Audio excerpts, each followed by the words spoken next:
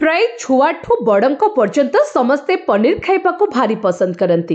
पनीर जेतिकी स्वादिष्ट स्वास्थ्य मध्य अत्यंत उपकारी अटे, किंतु आपण जानिछन्ति जदि एहाकू आपण ठीक भाव स्टोर न करिवे तेबे एहा शरीर पई घातक साजिपारे।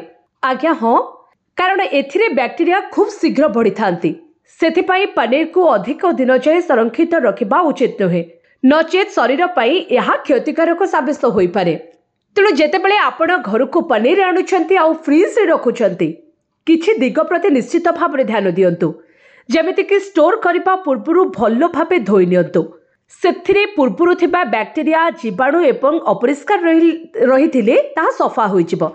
जदि पनीर को ठीक भाव स्टोर न करा जाए तेबे डायरिया, पेट जंत्रणा एवं बांति हेबार आशंका सृष्टि होइथाय। ठीक सेपली एयर कंटेनर रे स्टोर करंतु। जदि पनीर रखुछंती तेबे एहाकू एयर कंटेनर रे ही रखंतु।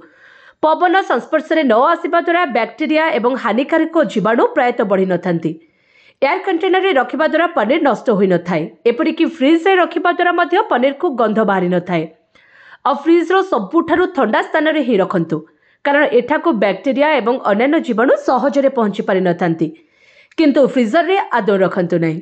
से बळे पनीर को 3-4 दिन अधिक रखिबा अनुचित, नचेत एथिरे बैक्टीरिया किंबा जीवाणु हेबार आशंका बढ़ी थाए। जदि सप्ताहक पाई पनीर स्टोर करती तेबे फूड पॉइजनिंग हेबार मध्य आशा रही। तेणु बेसी दिन केबे मध्य फ्रिज रे पनीर स्टोर करंतु नहीं।